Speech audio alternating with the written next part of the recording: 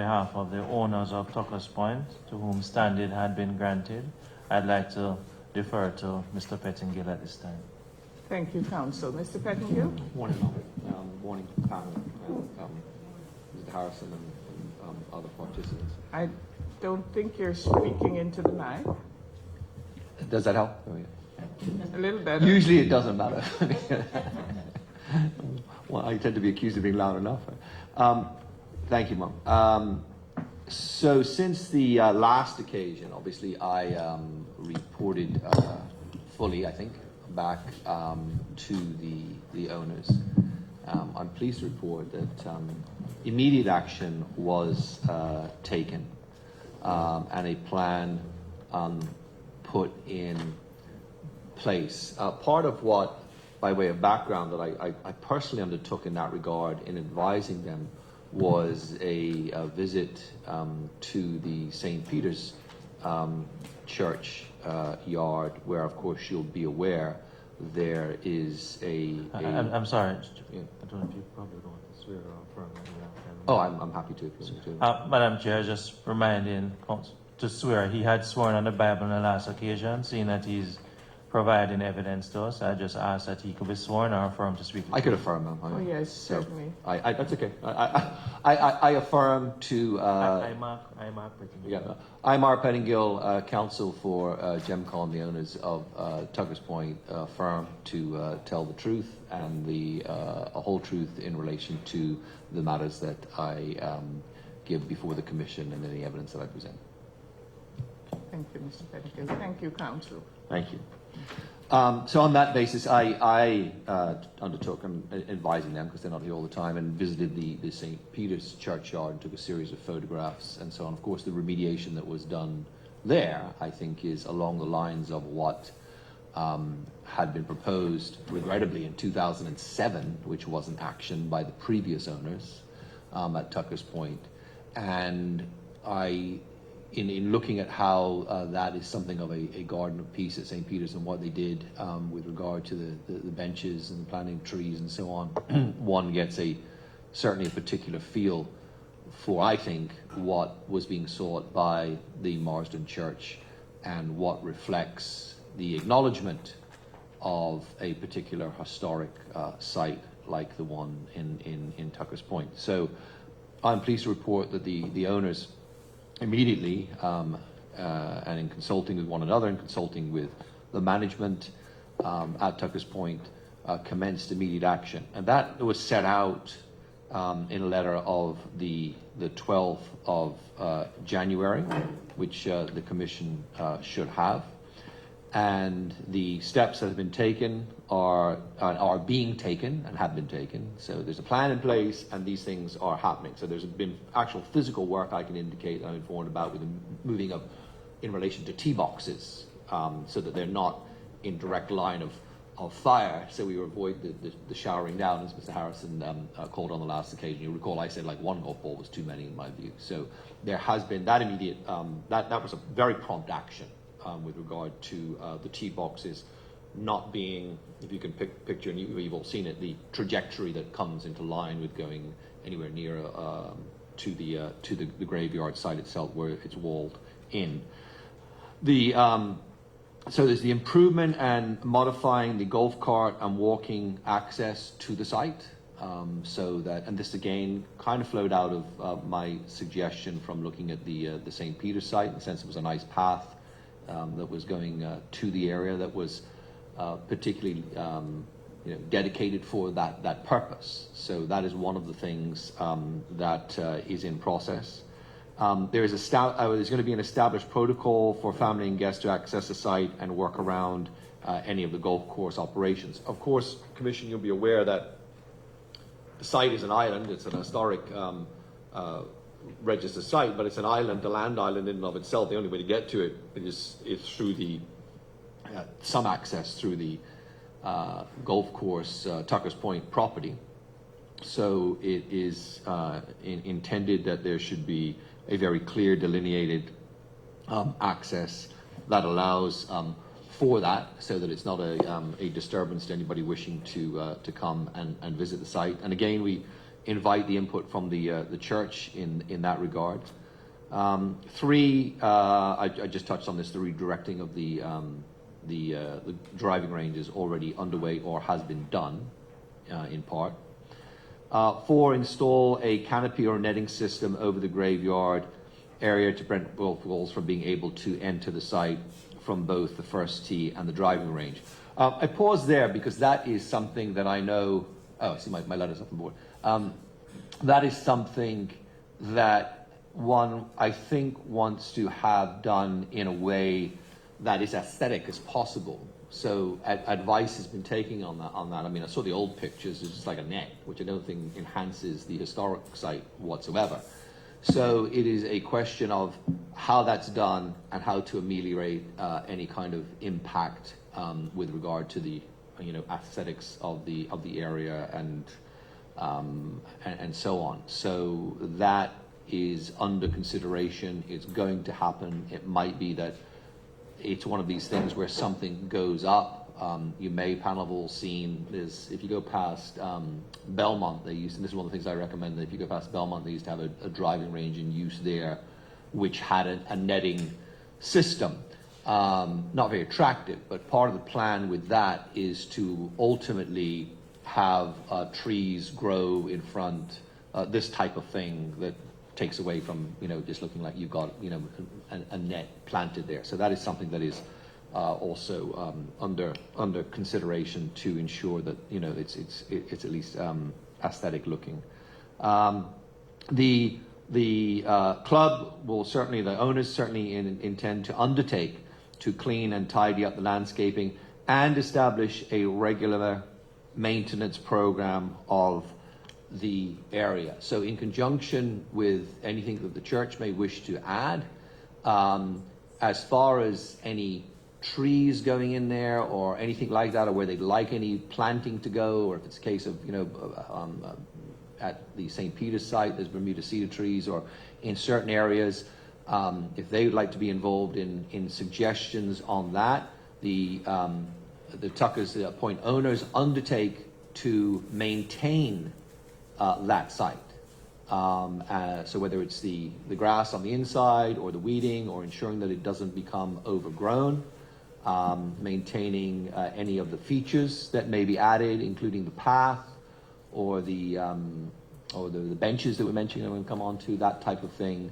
The owners undertake that as part and parcel of this acknowledgement. They will undertake to maintain that and have any dialogue with the church ongoing in that regard. So that's one of the things, installing benches or seating access within the graveyard walls, if they agree and so desire. I think, the kind of picture was as in St. Peter's and St. George's, a place of reflection.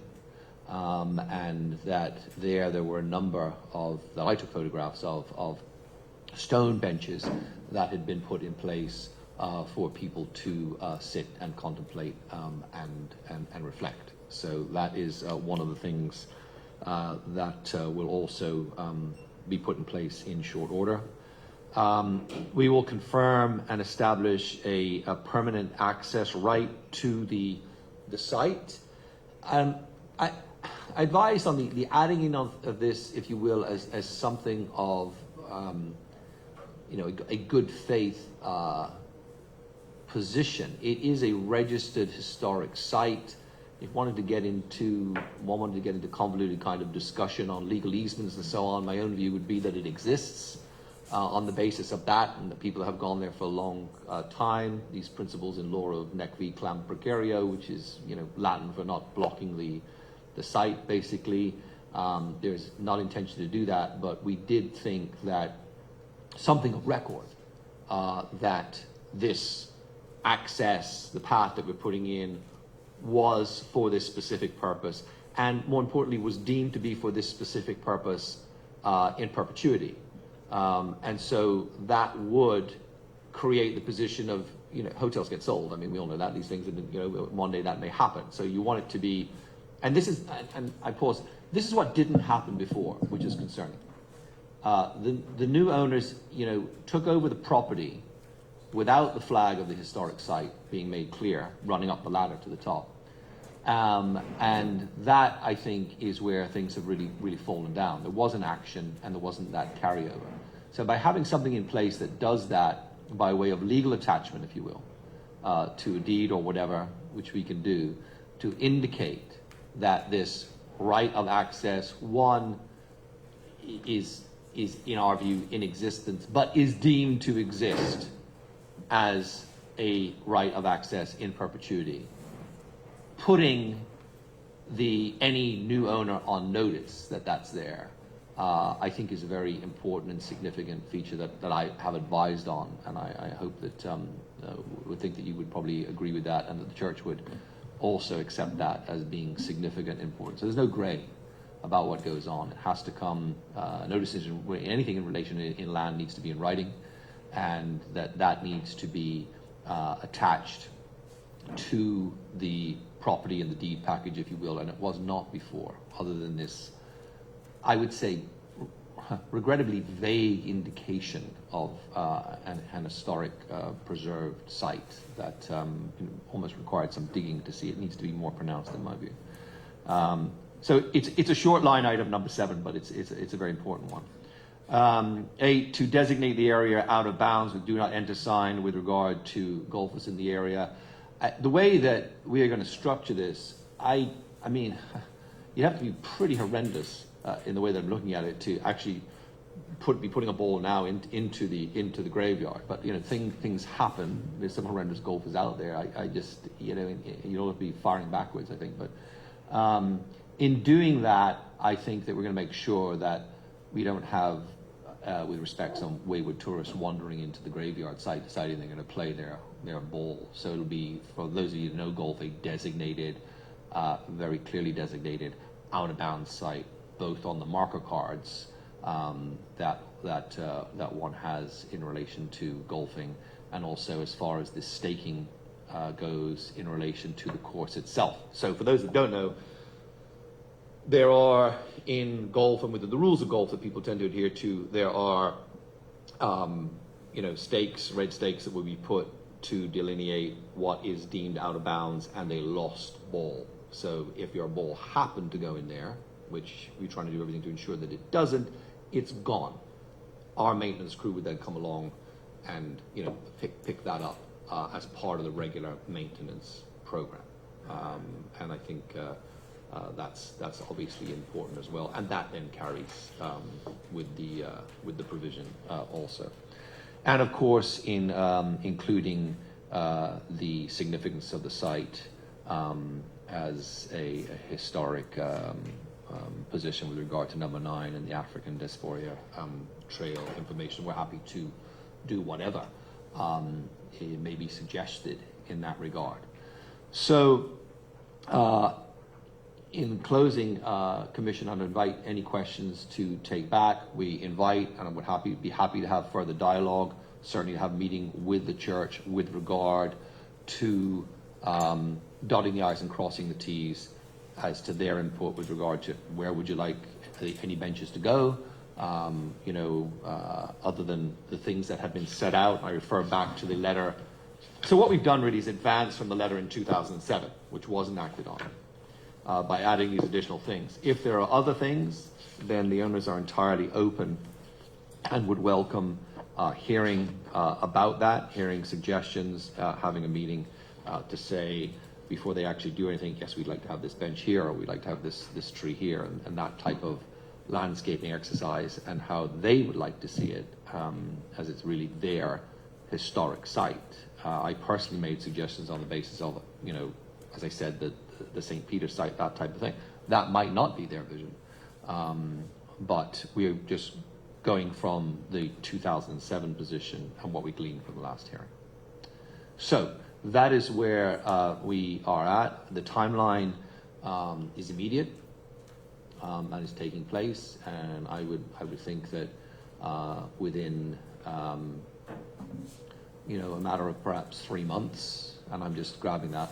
I know that I was told short order, but I don't know how things go also, because there's things to be ordered that we'd welcome a visit from the Commission to see what has taken place, and certainly a follow-up regularly from the Marsden Church.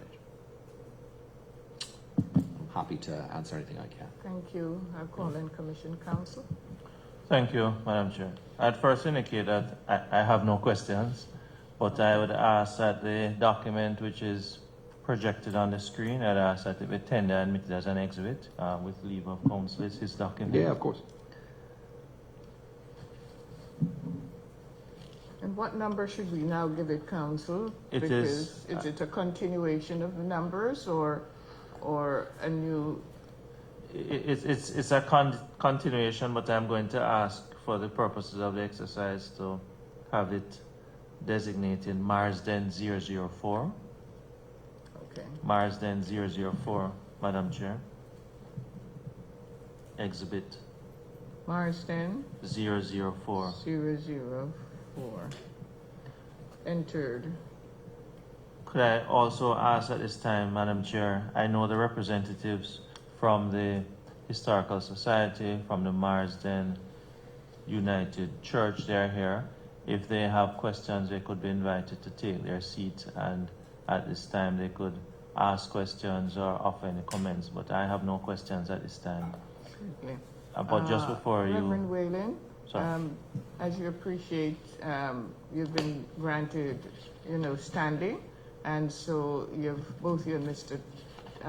Tucker, you've heard what Mr. Pettingill has had to say, and if you wish to ask any question or have anything explained further, we are prepared to come over here.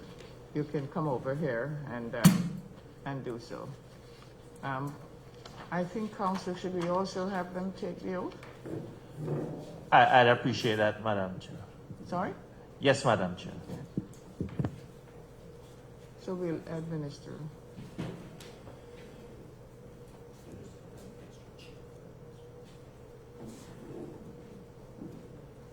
Yes. Individually. Instituted by the... Together or individually? Individually, I would think. That makes it a little tidier. Will you show, you're going to administer the oath? Go ahead, please, Mrs. Swan.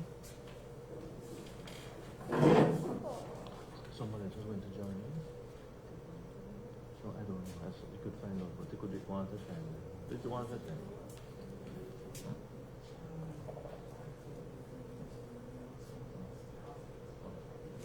Oh, this way because of the protocol. Okay, because of the protocol. Okay. Thank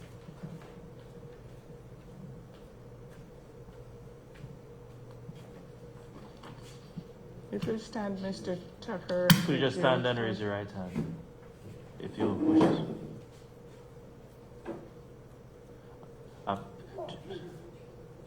So just that he's going to affirm, or is he going to swear in the Bible?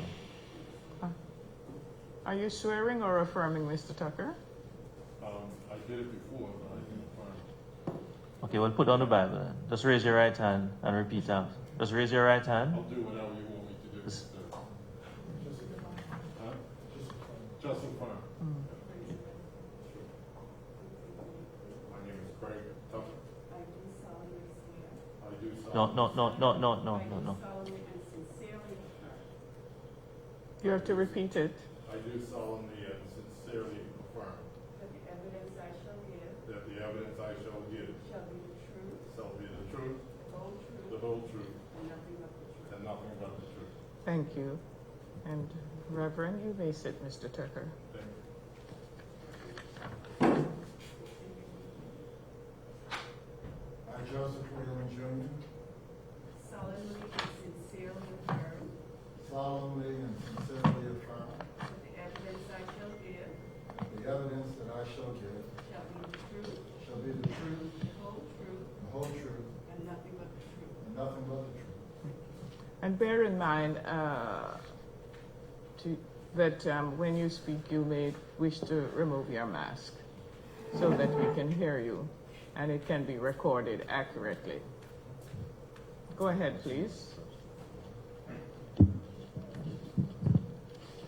morning, Justice and Commissioners and Council Harrison and Mr. Pettingill and everyone.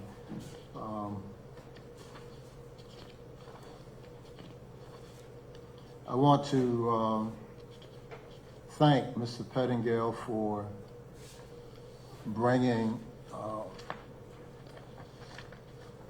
these 9 items before the commission so that we might move forward in terms of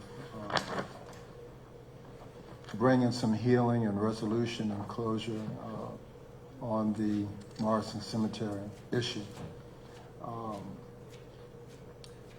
I have reviewed, myself and Mr. Craig Tucker, who is the former trustee of the Morrison Church, who was the trustee chair for numerous years in dealing with the matters with regards to the cemetery, who's quite knowledgeable, and he will have some questions and input.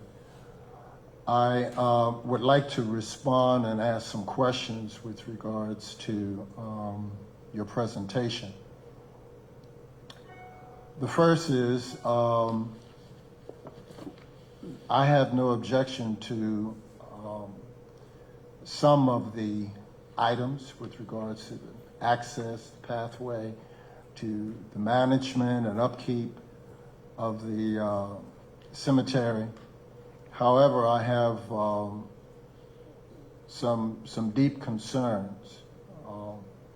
Part of the narrative that has been heard and presented to the commission with regards to the overall Tuckerstown situation has been a sense that those in power and those with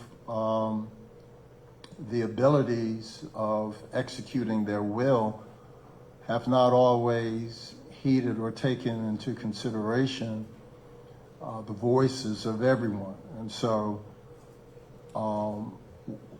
as a church, we're very concerned in our own recent involvement and history with regards to the cemetery to make sure that key stakeholders are included.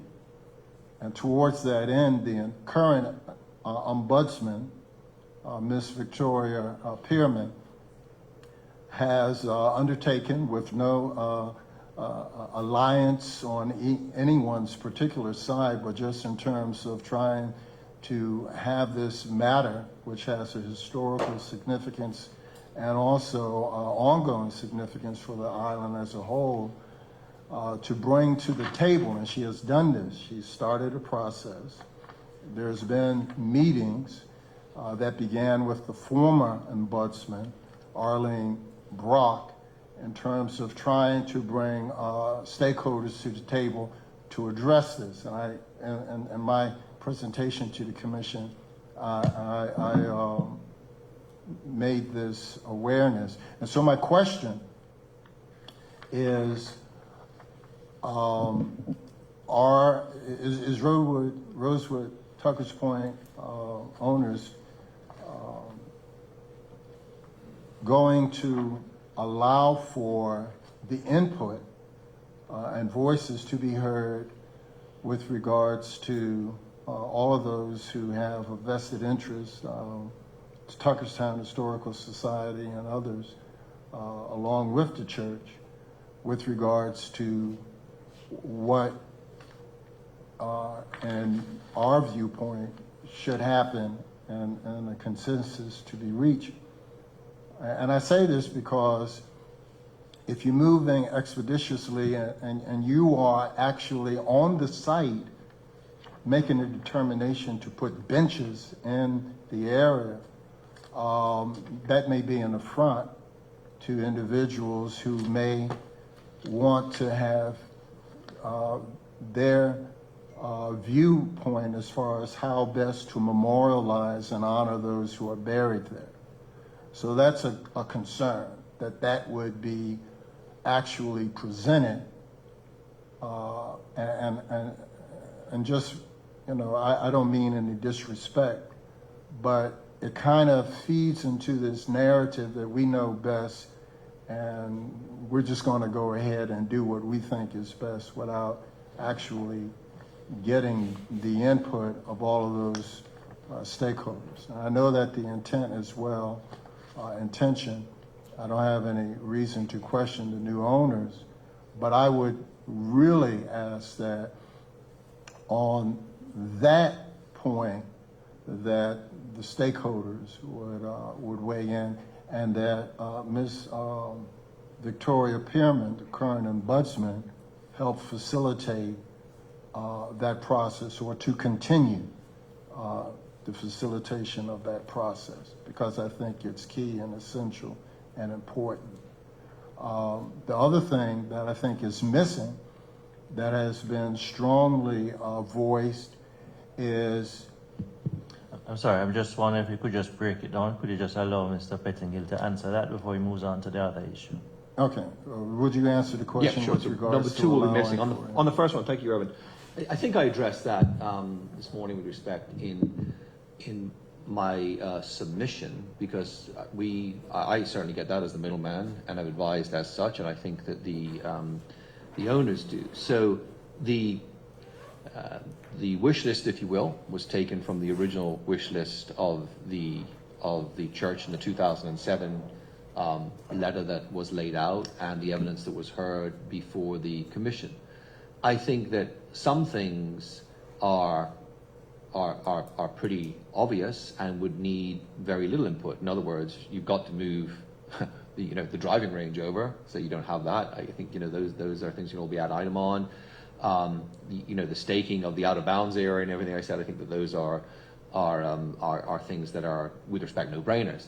The other matters that I did raise with regard to the bench, the planting, and so on, I think I indicated that those are the things that obviously, with respect for what you just said, nobody would want to do those without the input of the church or whoever should have input in relation to that. So those are line items. There's no intention to go along at all.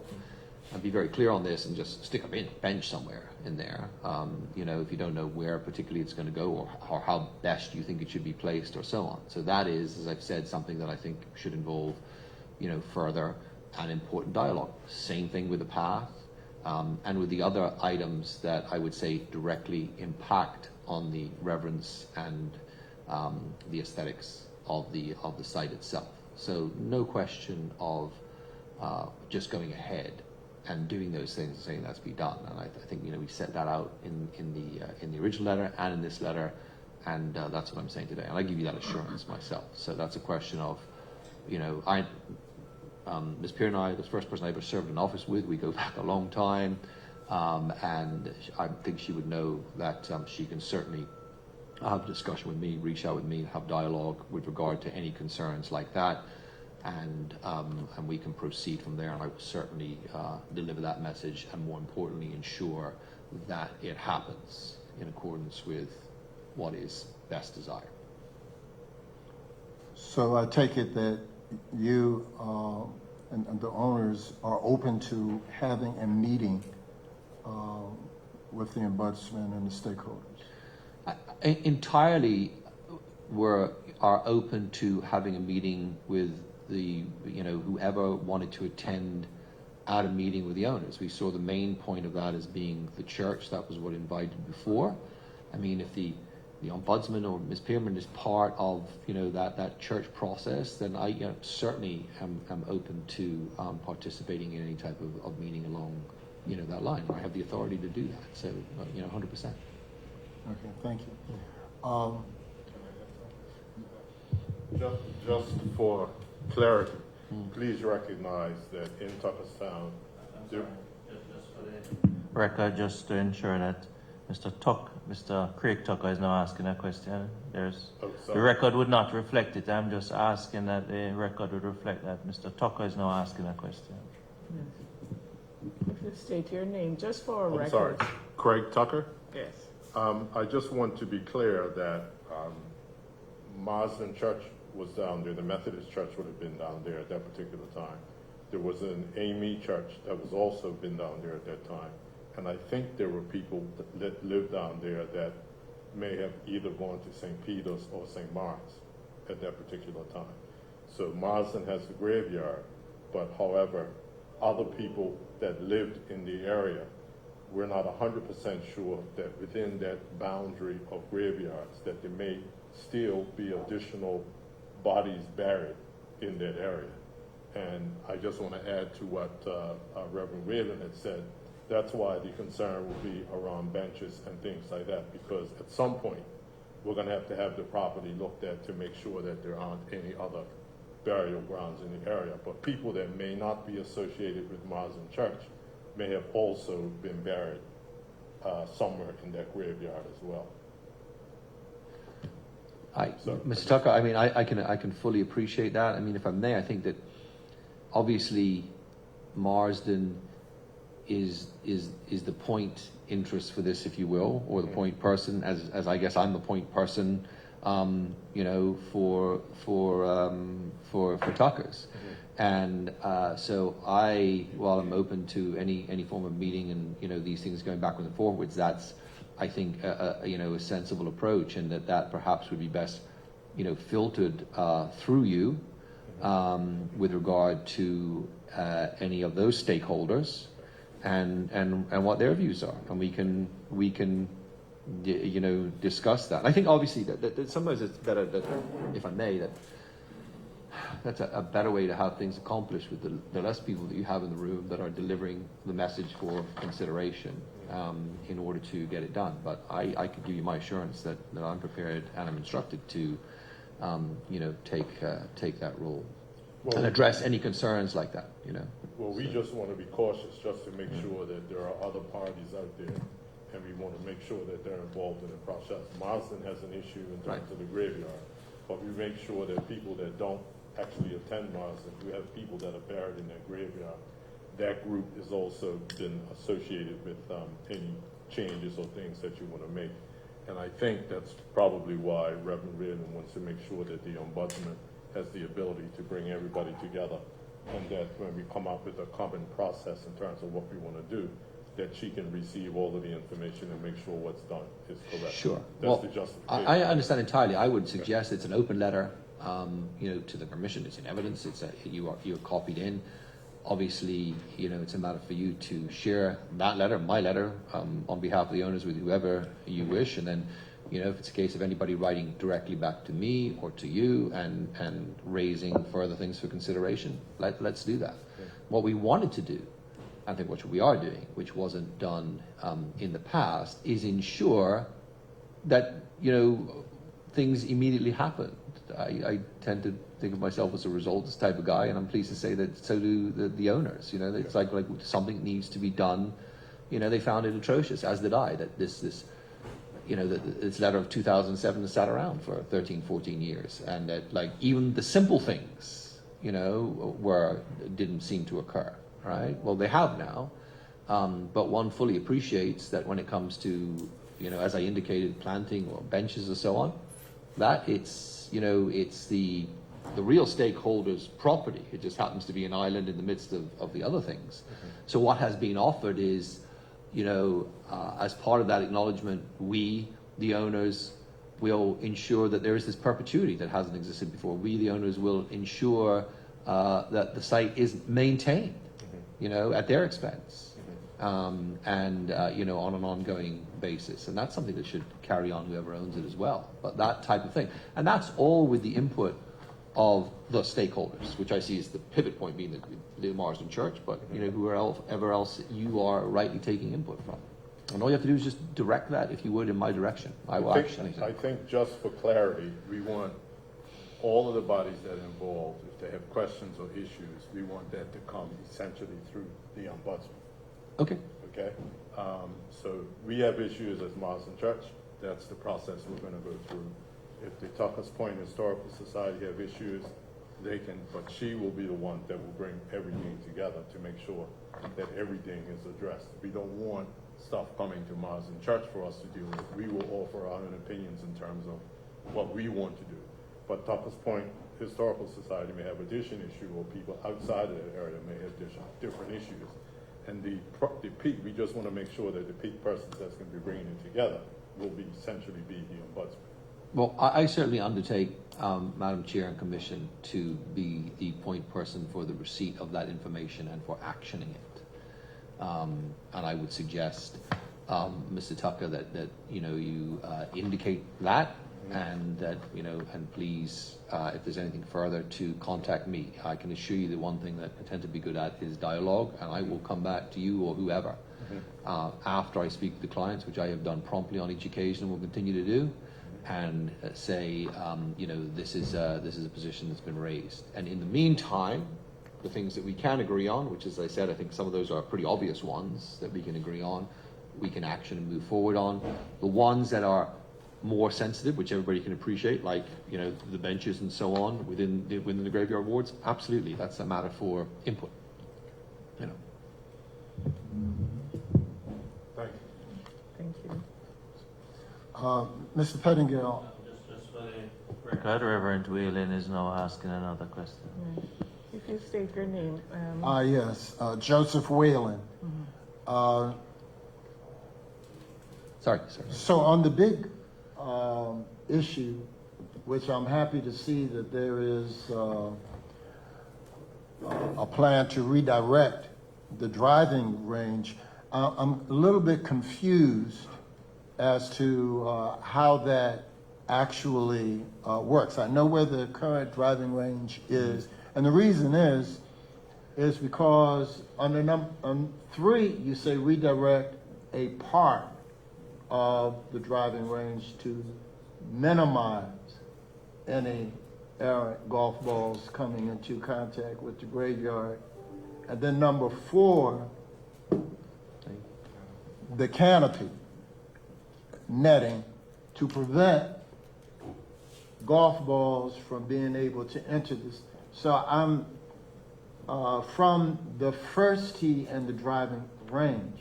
So I'm confused as to how this issue, which we're concerned about golf balls coming into the cemetery, is actually being corrected.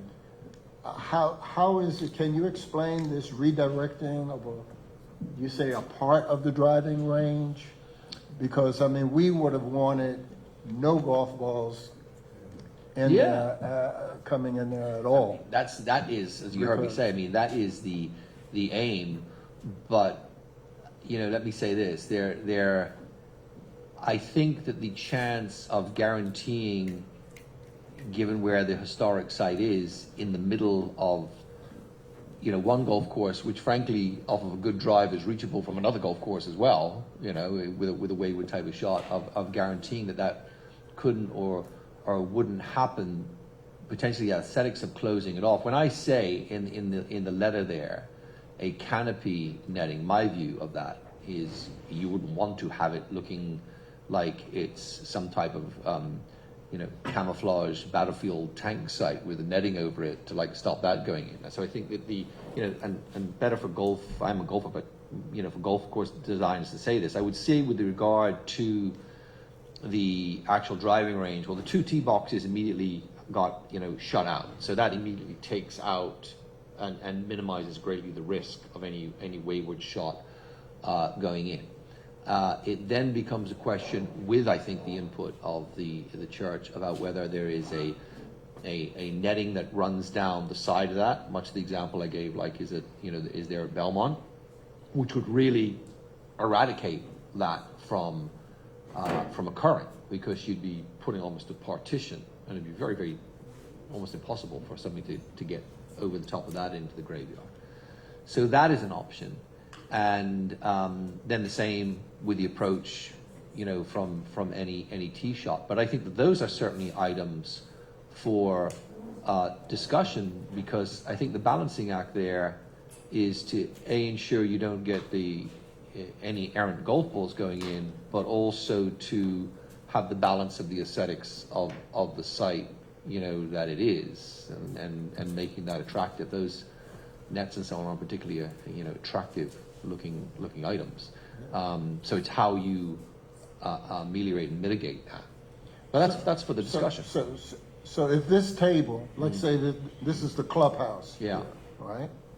And this is the current Range. Yeah. driving range. driving range, Yeah. right? And the cemetery is over. So you're saying that this is going to be partially a part of the so this is not being removed, this driving range. It's still going to be there at the clubhouse, and people are still going to be hitting golf balls from here. But maybe I'm trying to understand how is the redirect. Right. So and this has already happened, right? There are a series of what's called, tee boxes there, right, for people that hit golf balls off. I think 2, perhaps 3 of those have already been decommissioned, right? And then there is the potential to, and I say I'm not a designer, but this is like what, has been in discussion, to angle those boxes so, if you will, they're firing away from the graveyard position. That's number 2. And number 3 is the netting, which is common in any type of driving range. You can see it in the cities, you can see it in other countries protecting historic sites, even in Bermuda, you have that type of thing. So the one key factor there would be that appropriate partitioning as aesthetic as possible between the range and any access to the graveyard. But as you know, I mean, it's, a golfer, even in my standard, could hit a golf ball 300 yards. So there's always going to be that type of risk.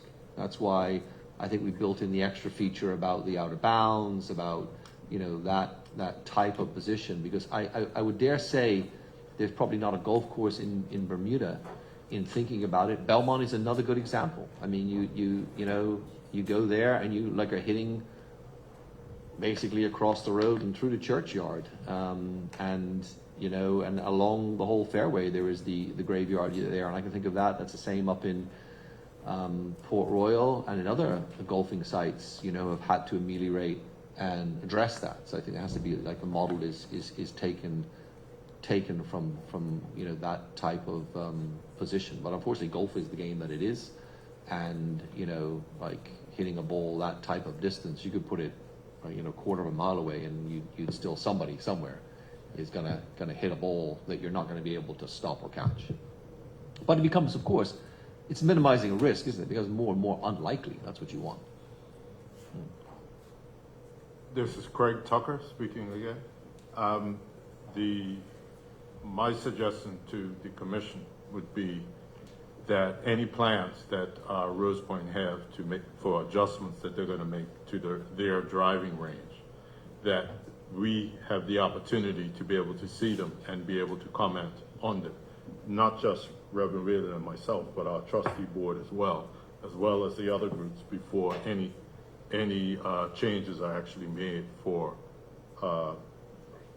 keeping the golf balls out of the burial ground. Absolutely. As I say, I mean, I think that one of those might be, I could come along and suggest, which I don't think, but this is a balance, and this is a matter for input, that the type of thing that's at Belmont, I mean, I think those, things are at least 50 feet high with the netting. I think it's ugly. And, personally, where you'd rather suggest that is done with a degree of, hedging or trees, or the closer you put a block up, for instance, to like a tee box, you don't necessarily have to have the whole phased run of the fencing, which takes away, I think, from the aesthetics of the land and the openness of it and the breeze and all these things you want to feel if you're at a reflective site. And there's ways to, I think, to box and block that off that are aesthetic. And I think those are things to be had for discussion. And it's important kind of give position, if you will, because I think it'd be very easy for the owners to come along and say, oh yeah, we'll stop that. We'll put up this big kind of ugly netting running the whole length of it. And when one got down there, you'd find that wasn't particularly conducive to the type of space that you wanted to have. So I think far beyond my legal view, there has to be that type of input on the aesthetics of that, which of course, entirely open to that.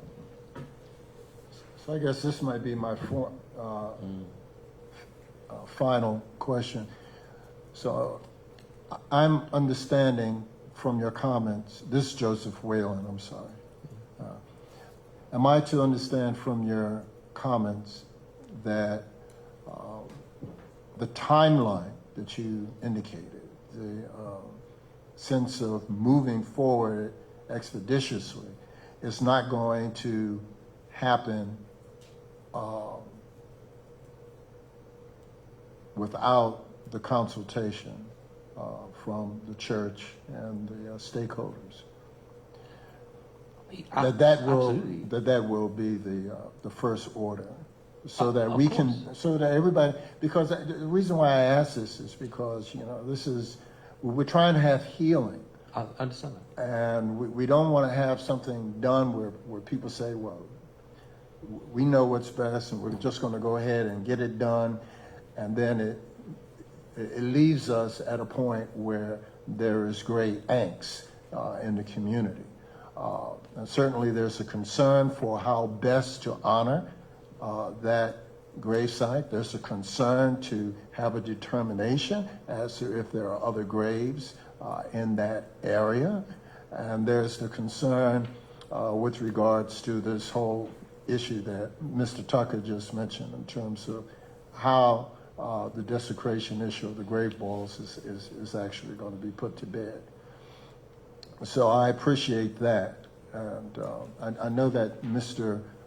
Dubois may have some questions, so I'm not going to steal any more time or take up any more time. Can I just say that to that point, I think that the dialogue is the way to go, and I think, but also wanting to act expeditiously is the way to go, and that those things, you know, must be balanced. I think in good faith, what the owners have done and have been encouraged to do is to take immediate action.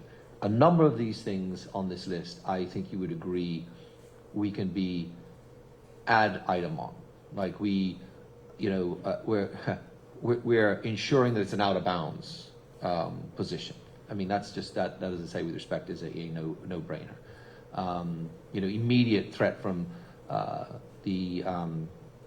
those types of driving range boxes that almost would have cut quite across the graveyard is a no-brainer to have closed those out. When it comes to these, I think agreeing, something in perpetuity that protects the site and allows access and easement is a no-brainer. And the landscaping and regular maintenance is a no-brainer.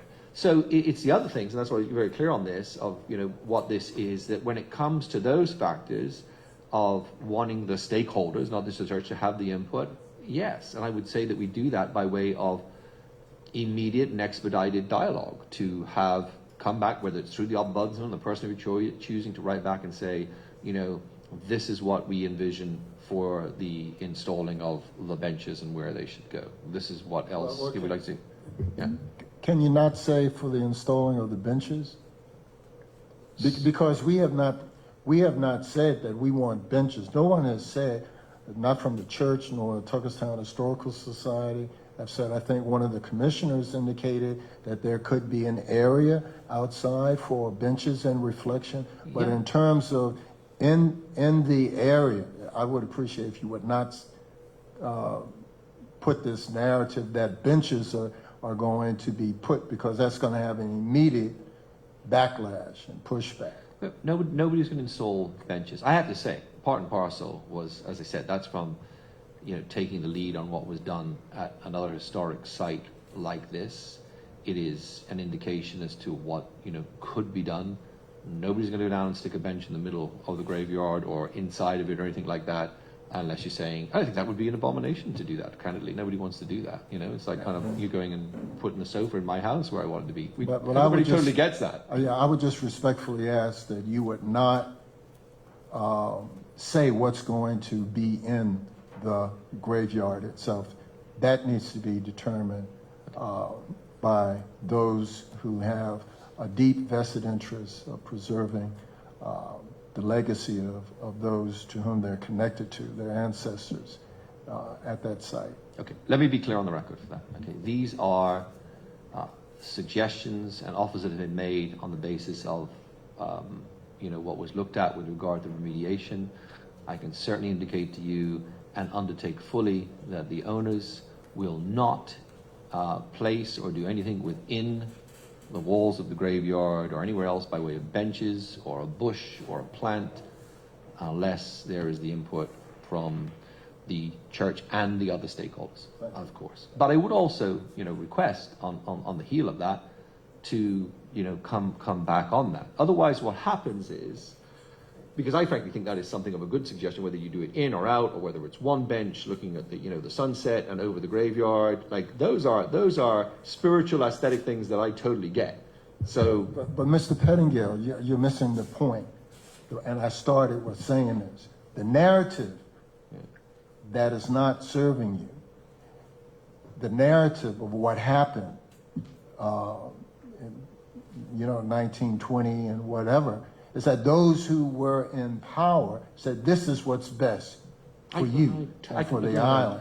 I'm not missing that point, sir. So when you I am not missing that point. Right, but when you continue to say, well, you think it's ignoring that really, if I could say this without, being taken with any kind of slighting of you or disrespect, it's really not your call to say what happens on that burial ground.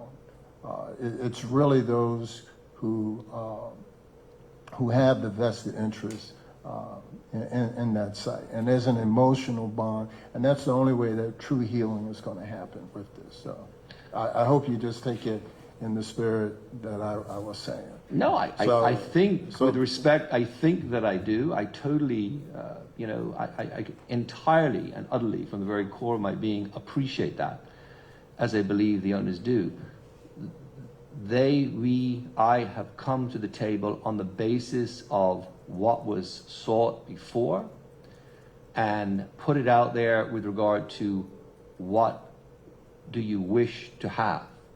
So, by my placing of suggestions or questions, if you will, on the table, with regard to, this is one thing we're willing to do or that willing to do, is entirely on the basis of you giving the input, as you have done back in 2007, as you have done now, with regard to what you like. I'm merely using that as an example. If you decide that is where you'd like to have a bench position, then that's what can be done. If you don't want to have that, then that won't happen, and that's the end of that. So it's kind of really an open book with regard to, what you wish to have by way of those types of things. And I think it's accepted fully that, you should have great input with that regard, Including the path that gets put in going across from Tuckerstown, from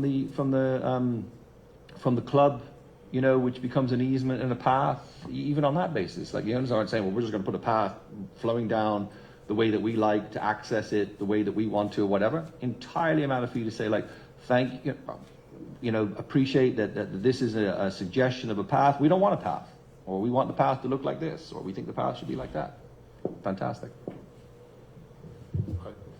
It's Craig Tucker again. I would just like to say that we appreciate the immediate response that we've had, and also that we have, and to no offense to Mr. Pettingill, but we've heard this before in terms of what they were going to do. And that's why I'm mentioning about the emphasis that we go through, that the ombudsman gets involved in it, because we make sure that whatever's going to be done is actually going to be carried out this time in terms of what we agree to being done for the protection of the graveyard. But we certainly appreciate your response, and we certainly look forward to working with you along with the other bodies that may be involved. And please also understand that the descendants from that area stretch the whole length of Bermuda. There are people living in Somerset, people that were MPs like Reggie Boris, his family came from down in Tuckerstown. There's a whole group of people. So what we want to do is to make sure that somebody is in the middle trying to coordinate all the information that's coming in, and that the bodies can agree in terms of what's going to be done for for the protection of the graveyard. Well, with that, we certainly, Mr. Tucker, ad item, I think it's the coordination that is key, because I think you've got to have people that are on point. I've undertaken to do this, not just as a lawyer, but, you know, I would regard myself as an interested party. I've given sworn evidence here, you know, and as a Bermudian, that is aware of the history and acknowledges it, that, you know, the key is to have that coordination, and that's why I've made that invitation, the ombudsman, all the rest of it, to have a person on point that is going to direct that, gather that information, because, as you know, if you just leave it out there, and I appreciate with the degree of the people that may be involved, but if you just leave it out there without coordination, it's like herding cats. And you may have some people putting input in over here that, to the Reverend's point, you know, you don't agree with that input. And so it is the coordination of what people want to see. So I think that's why that needs to be that people on point, like myself, or the owners, and whether it's Spearman or yourself, with regard to the coordinating the stakeholders, as I keep calling them, side, not just the church. Thank you. Thank you. Thank you very much. Gentlemen, yes. Yeah, I'm reminded, Mr. Pettingill, that you have to be in another place by 11? I am. Or that has gone by the by? That has not, with respect, but I intended just to blame your ladyship while I was late. No, but with respect, I do Okay, fine. have to. I have to be in court. Commissioners have a few, Yes. questions and or statements. Yes, sir. And I've reminded them. And Mr. Dubois, who has testified, wanted to ask a question or two. So if you come forward, Mr. Dubois. Thank you, gentlemen. I look forward to what you said. Thank you, Rob. I'm not taking over your place, counsel. It's just that I'm mindful of the time. No obliged. I just to remind, I have no questions, so that's fine. Yeah, sorry? I have no questions, so that's fine, Madam Okay. Chair. Come forward, Mr. Dubois. And please bear in mind, Mr. Dubois, I'm going to ask you to be precise or concise because we have a time constraint.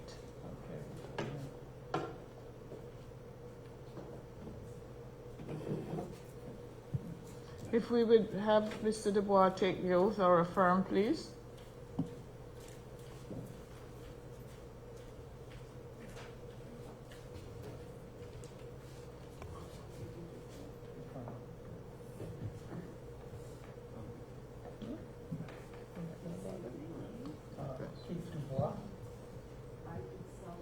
Having just raised his right hand, please affirm.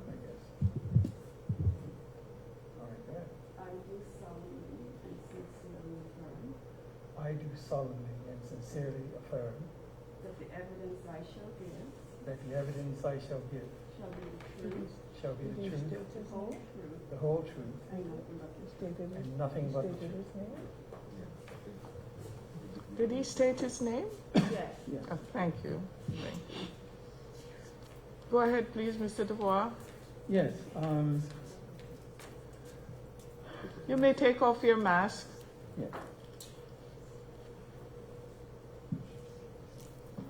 Mr. Pettingill, I've been dealing with this issue since, yes, I've been dealing with this issue since at least 2000, when I started the Tuckerstown Historical Society.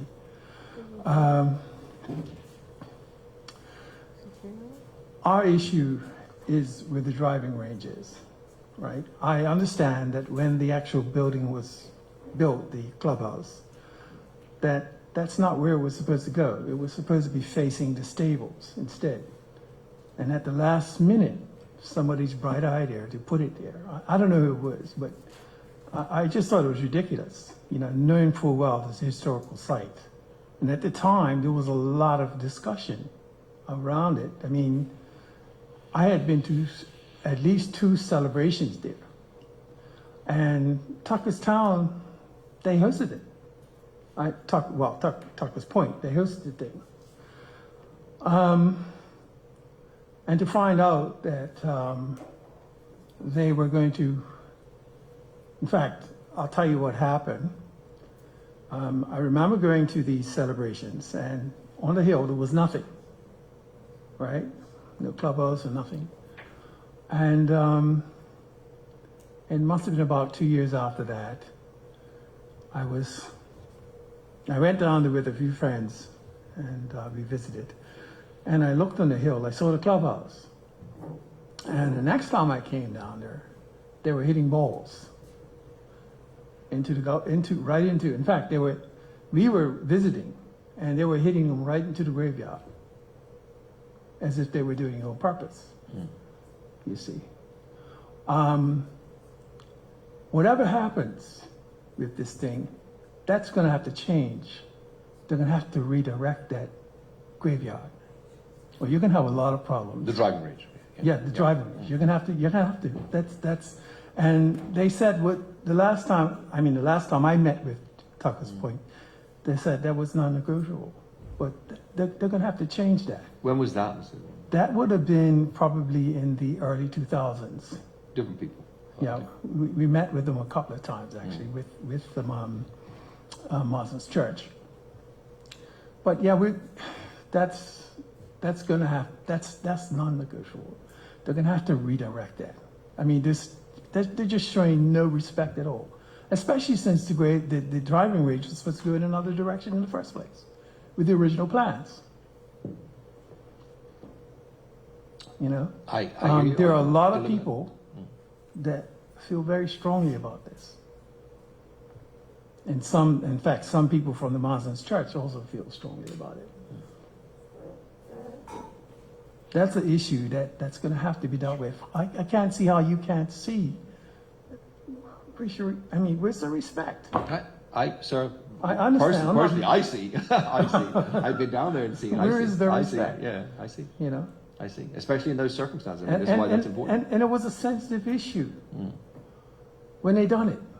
I don't know which party was actually running the country. When I know that Gerald Simons actually, he was the one who pushed that he was the one who allowed this in the first place.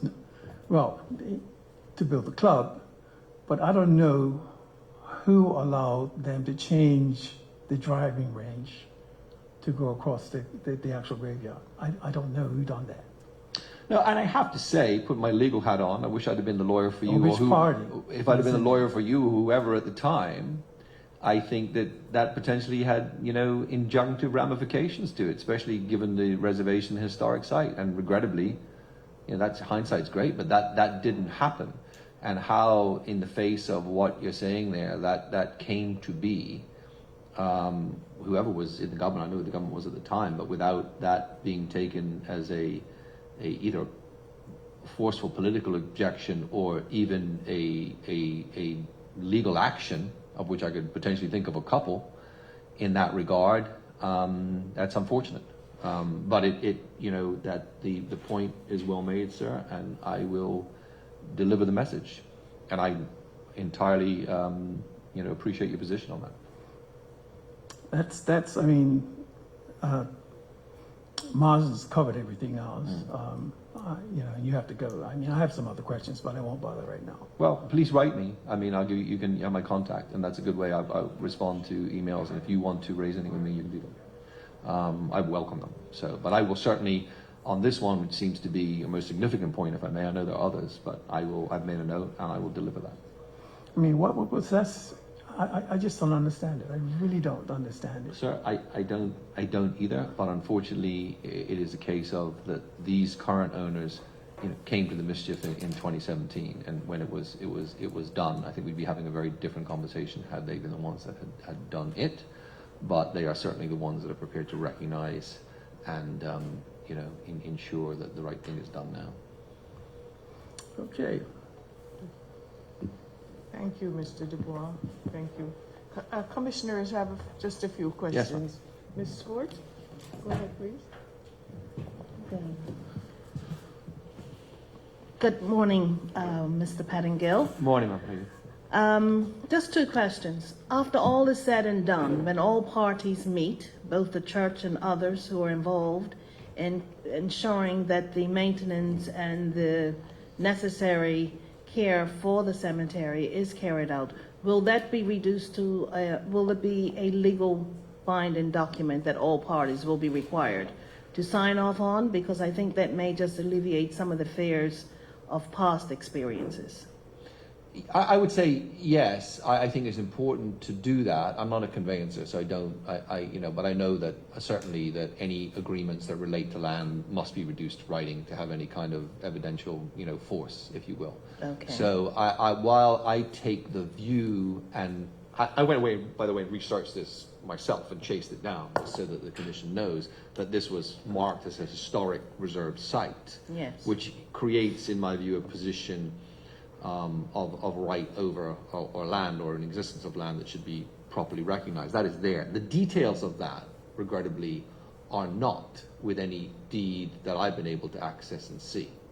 So I think by attachment of something along the lines of indicating, as I said, that and as is pointed out in the note, that this will be an easement in perpetuity is something that certainly will be undertaken. I think it's important for all sides, and it shows certainly,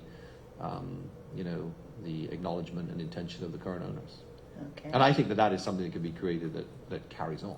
Good, Yeah. because that ties into the next term. I'm not a lawyer, as you know, but there is a legal term used in real estate law that runs with the land. Yeah. So at the end of the day, it will be part of the deed to prevent or restrict any future owners from not adhering to that restrictions or rights to that particular property.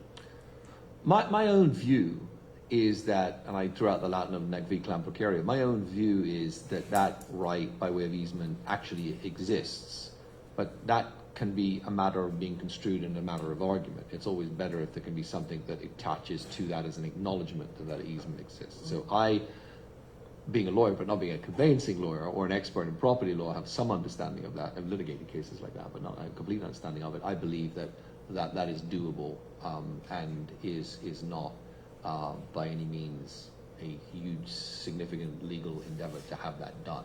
Great. I don't think it's necessarily by way of, well, it is by way of agreement, but it's going to be by way of that's what attaches to the any type land. of document. Yes. Yes. So, but I will have to take advice and direction on how that occurs. Wonderful. Thank you very Can't much. say yes, that'll be done because I don't know the Right, exact. because you're not a conveyancing I attorney. believe that something can be done along that line. Okay, Yeah. thank you very much. Okay. Madame? Good morning, Mr. Pettingill. Good morning. My question relates to access to the grave site. You've got different classes. You've got family members. You have members of other churches. You have just general public wanting access to the site. Are there any protocols that you can share with us that will ensure that a person who is not a member of the church has access to the site? No, but I think that is something that we have raised by way of ensuring that it occurs. I think that the fact of putting it on as a historic site on the trail and so on, and creating the access to it, is what the intention is. The how and when that should occur, should it just be a completely open matter of any time you wish, that which may well be the case, or should because of other reasons it be that there are particular times. I don't know, but I will say this: I think that is something to have that we're open to having the dialogue with the stakeholders on about what they would like to see in that regard. Because I could anticipate that someone like myself may decide to go down there one day and take a look and see, and I would be stopped and saying, you have to apply for access. Well, I'll give you my card and say, call me if somebody did that. Because I'd be pretty horrified. I'd like to say that, categorically that wouldn't happen. But having said that, the world can be a strange place, as we've seen. Okay. So, I always like to see these things where it's clear and unequivocal. Yeah. That access. So I take your point. Okay. But, yeah, Thank you, Mrs. but it's good to have that. Lincoln White. Mr. Parent-Chief? Good morning, Mr. Pettingill. Mr. Parent Chief, nice to hear I'm from you, happy sir. to meet you Yeah. under these circumstances Me rather too. than under the old criminal court days. Yes. Nevertheless, I wish to make a comment that I'm pleased to see the openness with which you have approached this issue.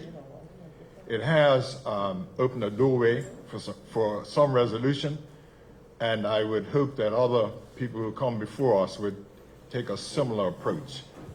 This commission is one that is interested in truth and eventually some sort of reconciliation of any issue that come before us. So I wish to thank you on that issue. Thank you very much. No, I oblige you. Thank you. Thank and you, a pleasure Mr. to see you, Parent-Chief. Mr. Mr. Parent Chief. Starley? Thanks, sir. Thank you. Good morning. I just wanted to echo my fellow commissioner. It sounds like the conversations are going in the right direction, and if I hope a lot comes out of this commission, but if nothing else, then resolving the Tuckerstown Cemetery comes out, then it's good. So I'm glad that everyone has agreed on involving the key stakeholders and coming to consensual agreement. Thank you, Mr. Thank you. Council, anything arising from the questions? Nothing, Madam Chair. I'd just like to endorse and thank Council Mr. Pettingill for his undertakings that he has given and that he has fulfilled, and we leave it to what follows in terms of the plans afoot, but I'd like to thank you. Thank you. Thank you, Council. No. And thank you, Mr. Pettingill, for accommodating us at short notice. No, of course, ma'am. Thank And pray in aid the commission when you go to your other place. That's, Thank you. I'm a big boy. I'll take my licks. Sorry. Thank you. I'll be fine. Thank you, ma'am. All Thank the you, best. Commissioner. Thank you. Thank you. Council, we don't have to rise. Couldn't we just move into the next matter? That is the intention, Madam Chair. Okay. I'd like to announce the next matter. It is listed as claim number 31. It had been, the claim was made by Miss Marlene Warren as a descendant of Solomon Thaddeus James Fox and Rose Elizabeth Sinclair Fox. Okay. It is in respect of a home that had been lost when the U.S. base acquired land in St. David's, what is known as Case 28, Lot D66. I'd ask that Miss Marlene Warren be invited to continue to give some further evidence, and ask that she either is sworn or affirmed to speak the truth. Come forward, please, Ms. Warren.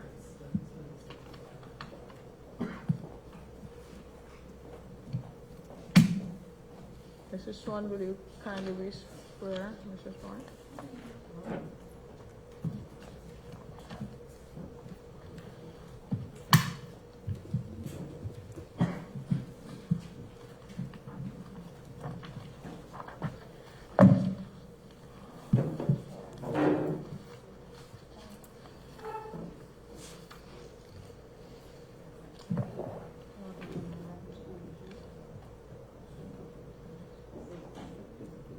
My name is Marlene Warren. I swear by Almighty God I swear by Almighty God that the evidence I shall give that the evidence I shall give shall be the truth, shall be the truth, the whole truth, the whole truth, and nothing but the truth. and nothing but the truth. Thank you.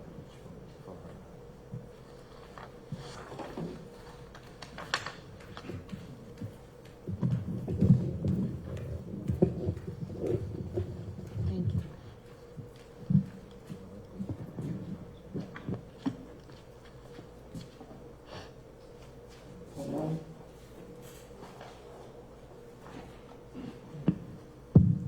Morning, ma'am. Good morning, How are you today? Mr. Harrison. Fine, Good. thank you. Good to Morning, see you. Justice. Morning, Commissioners. Morning. Good to see you. Thank you. Trust you had a blessed rest for the Christmas and New Year. Thank you, yes. Now, on the last occasion we were here, we spoke about the claim that I referenced earlier. Yes. and you had given some evidence to us. Since the last time that you were here, you came upon some new documentation, Yes. and that document is a what is that document? It's an indenture. And that document, where did you obtain it? From whom? I obtained it from one of my cousins in St. David's. One of my Fox cousins saw the initial presentation on television, called me, and took me to meet the person who actually owns the home that we were talking about. Okay. And that home that we're talking about, what could you just remind us what that home is? This was the home that was built for my grandparents by the Public Works Department of Bermuda when they had to give up their home to the base, their former home. Thank you. So the person that you met and with whom you spoke, what's the name of that person? Do you recall? Well, the initial person that called me is named Elaine Fox. Yes. Yes. And she took me to meet the owner of the property. I'm not sure if he wants his name disclosed. That's fine. So, having met the owner, you were handed a document? He emailed me the documents, yes. And that is also the document that is projected on the screen presently? Yes. Appears to be. Yes, yes. He's also a cousin. Also a cousin? Yes. Okay. And this document, it is 3 pages? Yes, the second page is just, most of it is a repeat of the first page, Yeah. but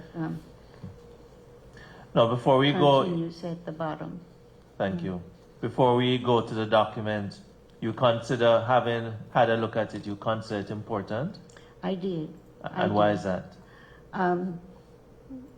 Towards the end of our last meeting, Mr. Starling, I think it was, asked One of the commissioners? one of the commissioners, yes, asked a question. He felt, well, he made a comment, but he also asked a question that, did I think that, excuse me. Would you like some water? I'm fine. Okay. I can't repeat it verbatim, but the gist of the question was that I should think that my grandparents were blessed to receive a home in place of the one that they lost. Neither one of us knew if the home was free or if my grandparents had to pay for it. So in the amount they were given for their former home, the home that they lost, you will remember that my grandmother was anxious that they not be left in any type of debt, that they should at least have something to start over with. Yes. Yes. So I think this indenture is very revealing, and I think it's a needed document to be added to, thank you, hon, to be added to the other documents. Okay. I crave your indulgence. And I think it will answer Mr. Starling's question. Starling, sorry. I'm going to ask, therefore, thank you, Swan. I'm going to ask that the document of 3 pages, which is in possession of Ms. Warren, which I have a copy of, that it be tendered and admitted as Exhibit MW15. Thank you. W15. 15. Thank you. I'm just going to ask the forbearance of the hearing, just to allow Miss. Yeah. I've listed the council as indenture dated the 20, what date did I put on it? The 23rd of July, 1943. That is correct. I'm going to ask the witness just to read the document.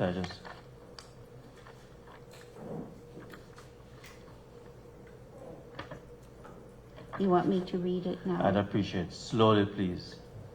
I'd appreciate that. Okay. With your permission, Madam Chair. Yes, please. This indenture, made the 23rd day of July, 1943, between Cyril Hilton Smith, Director of Public Works of the Islands of Bermuda, of the one part, and Solomon Thaddeus James Fox of St. David's Island in St. George's Parish in the Islands of Bermuda, of the other part. Whereas, under the provisions of the United States Bases Acquisition of Land Rehabilitation Act 1941, a parcel of land known as Texas, of which the parcel of land hereinafter described formed a part, was acquired by the Bermuda government for the purposes of sale to the dispossessed St. David's Islanders. And whereas the Director of Public Works is executing these presents for the purpose of vesting the parcel of land hereinafter, Fox.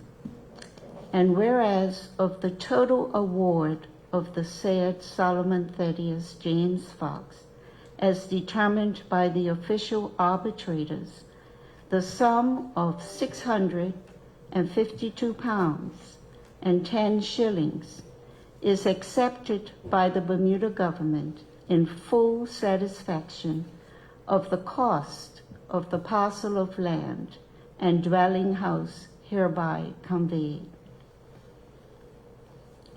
Now I, Cyril Hilton Smith, Director of Public Works of the Islands of Bermuda, do hereby, in accordance with the Public Works Department Act,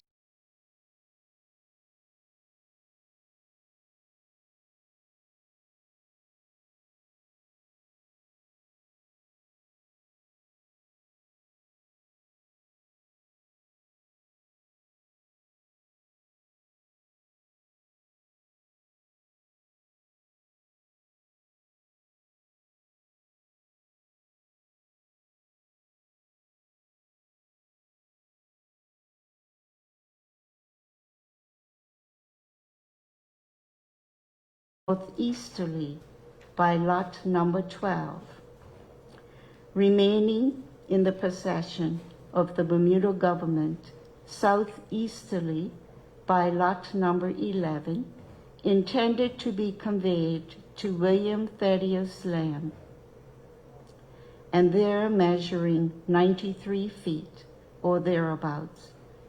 Southwesterly by lot number 14, remaining in the possession of the Bermuda government, and there measuring 105 feet or thereabouts. And northwesterly by a public road leading through the Texas lots, or however otherwise the said parcel of land may be bounded, may measure, or ought to be described, together with the dwelling house thereon erected, and all the appurtenances, to hold the said hereditaments hereby granted and released unto and to the use of the said Solomon Thaddeus James Fox, his heirs, and assigns forever. Witness my hand and seal the 23rd day of July, 1943. Signed, sealed, and delivered by the said Cyril Hilton Smith, in the presence of these two witnesses whose names, I'm not sure of the first one, but the second one is R.M. Sevier, Sevier, S-I-V-I-E-R. Madam Chair, as indicated, I think what has been projected on the screen, there is a page that may have been missing, because what the witness has read from is a little different from what is projected. I just wish to state that for the record. Miss Warren, thank you for reading what is Exhibit MW15. Do you recognize any of the names there in that document? Yes. Thaddeus James Fox, who is he? Thaddeus James Fox was my grandfather. Thank you. Cyril Smith was also mentioned in one of the other documents that I presented as the Public Works, from the Public Works Department, Director of the Public Works Department. And the witness at the bottom, R.M. Sevier, I think was the author of one of the letters. Thank you. I have it, but I don't know exactly right now. And importantly, I'm not sure you can recall, but you could assist me if so. The case number 28, lot D66. Yes. It's significant because at a later stage today, we intend to have evidence from a witness that speaks to the map, which delineates all the expropriation in St. David. So I just ask you to, yes, by way of reference, case 28, lot D66, you're familiar with that designation? Yes, that is the lot in question here. Okay. Yes. Thank you very much, Madam. Is there anything else you would wish to share with us? I would just like to say, if I'm looking for the exhibit. Okay, so would it be exhibit number 10? I don't know if you have the exhibits from my last, where the just a minute, please.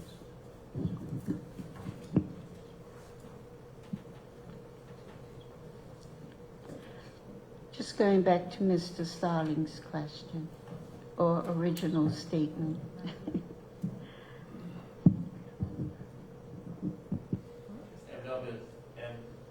MW10 gave a description of your grandfather's property. Yes. You may go ahead. And at the, I'm sorry.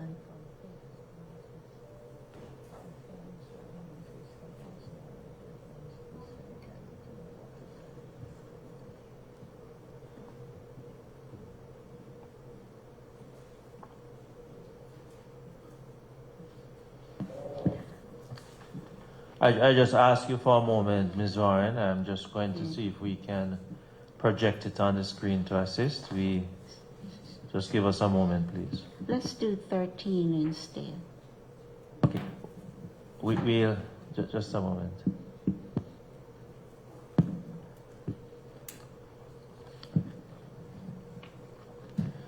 MW13 was the final offer letter dated May 19, 1942? Yes.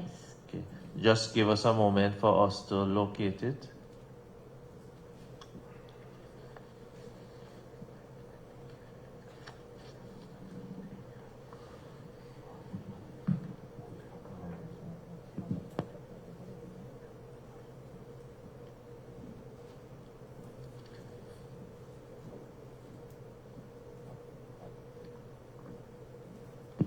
Crave indulgence.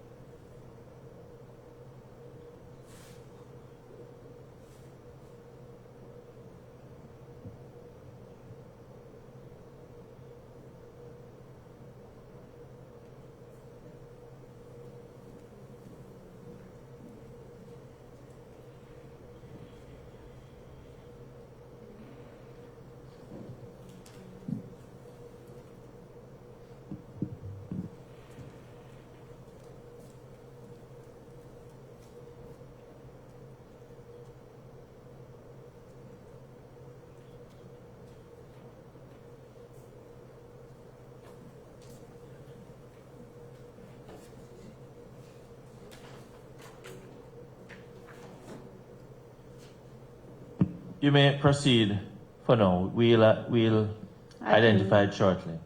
All right, I have a copy. Please, go ahead. So the final offer letter dated the 19th of May, 1942 says, the chairman, the Board of Works, Hamilton, dear sir, and this is a letter to my grandfather, I have the honor to transmit, in accordance with the provisions of Section 10 of Act 11, 1941, the following award of the arbitrators in the matter of the claim of Solomon T.J. Fox in respect of Lot D. Just ask you to slow down a little. I'm We're sorry. writing, not too fast, please. Thank you. Do you want me to start over? I'd appreciate that. This is dated the 19th of May, 1942. The chairman, the Board of Works, Hamilton. Dear sir, I have the honor to transmit, in accordance with the provisions of Section 10 of Act 11, 1941, the following award of the arbitrators in the matter of the claim of Solomon T.J. Fox in respect of Lot D66 on St. David's Island. Section 10, 1A, 488 pounds. Section 10, 1B, 153 pounds. Section 10, 1F, 10 pounds. Section 10, 2, 97 pounds.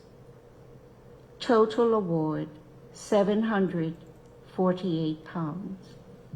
Yours faithfully, Chairman. It's not signed.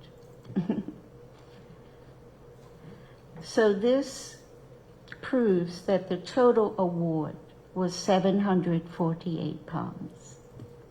The indenture that I just read, Which is MW 15 yes, exhibit. it shows that for the new property, my grandfather paid 652 pounds and 10 shillings of that 748 pounds, leaving a balance of 97 pounds and 10 shillings. And in that regard, what comment, if any, would you make with regards to what he had to expend and what had been given to him before? First of all, I would like to say that whereas the home that that was built for them was of a better structure, it had a bathroom where they didn't have a bathroom before. But as I pointed out before, they lost their rights, their water rights, they lost their crops, they lost their trees, their fruit trees, and their access to the water, as I said before. They were elderly, and that did not leave them much to start over again in a new location. When I read this, I said, wow. They really didn't gain much for what they had to give up. It was a true sacrifice. And my purpose, I think, for writing the letter I did initially was so that the community, the commissioners, and the community at large would understand, would get a vision of just how these St. David's Islanders sacrificed for this country. It's not about reparations or anything like that, you know. I'm not interested in anything like that. But I think the story has to be told. Okay. And the difference between 748 and 6, could you just remind me of the figure? 652 pounds and 10 shillings. The difference is 97 pounds, 10 shillings. Is there any other way you would describe or the difference of 97 pounds? Is there any comment you would make in that regard? I don't think it can begin to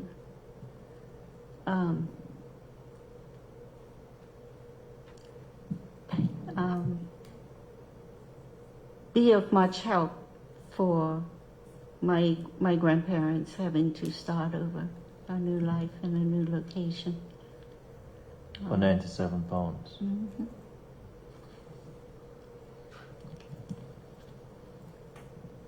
Thank you, sorry. You're welcome. Madam Commissioner. Thank you.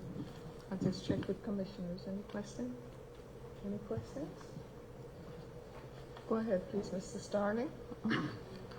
Hi, good morning, Ms. Warren, and morning. everyone else.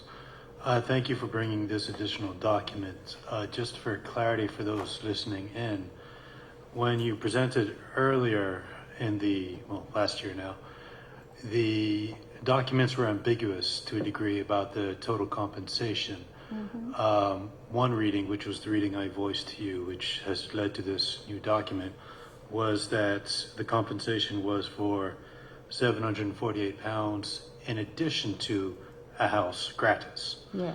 And the house was valued in the presentation given prior at 400 pounds, which if you add that gratis to the compensation given was more than your family had originally asked. Yes.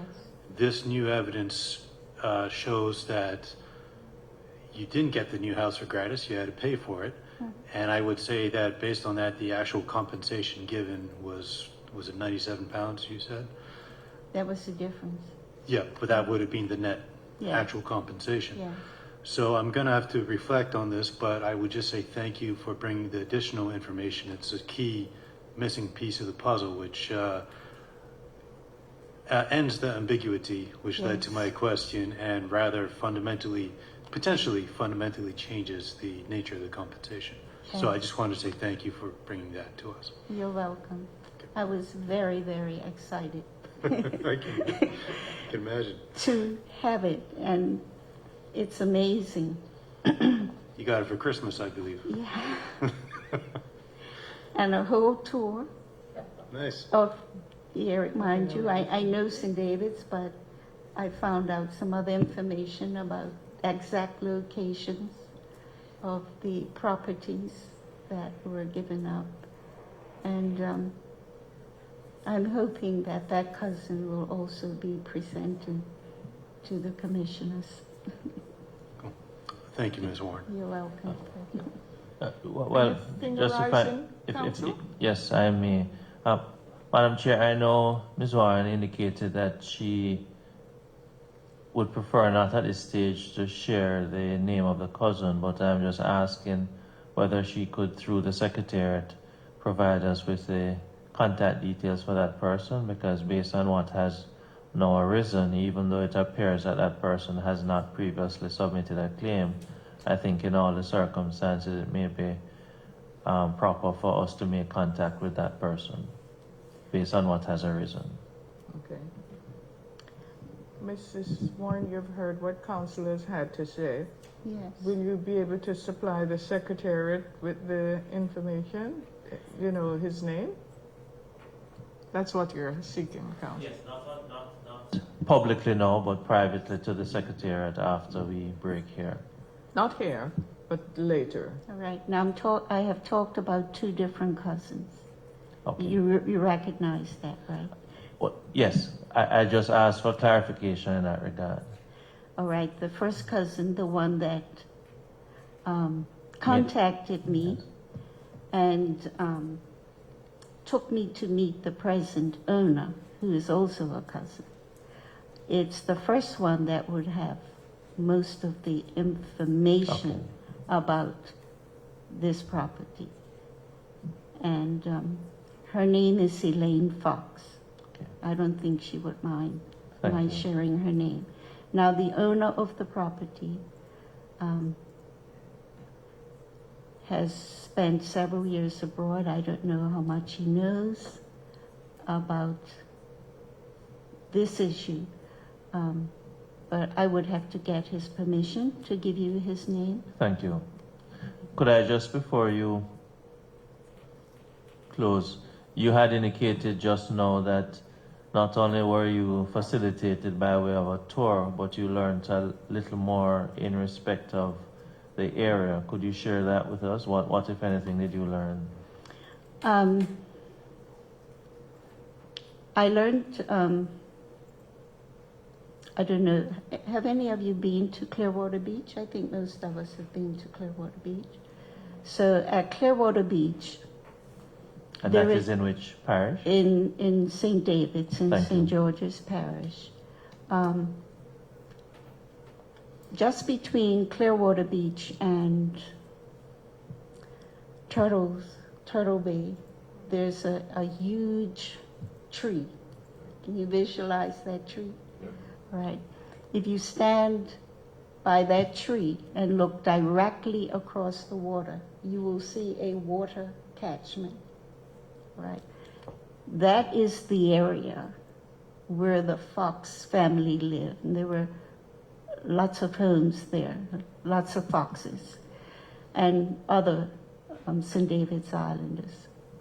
So that is the basic area, the land that was taken. I didn't know also that on the shoreline below that land was a beautiful beach. It is now covered with boulders, dark, big, brown boulders. That was the beach that this family had access to. I was told that it was prettier than Horseshoe Bay, this particular beach. So now it is covered with boulders. That is something I learned. I have a copy of the map. I've misplaced it. But the cousin also had a map that she showed me, so I could almost identify the particular lot where that my grandparents owned. And then she took me to meet this cousin who had all the documents. I actually got to walk into my grandparents' home. The house is still standing, and it's being renovated. So the owner gave me permission to actually go in and have a look. I took photos of it. I was young, as I said, when my grandmother died last. She died in 48. I was still a toddler. I was still 2. And so I don't remember ever being in the house. I would have been, but I don't remember that. So it was very